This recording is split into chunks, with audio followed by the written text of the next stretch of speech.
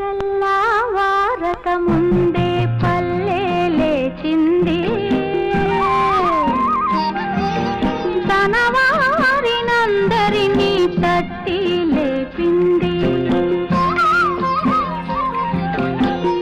ఆదమరచి నిద్రపోతున్న తల్లి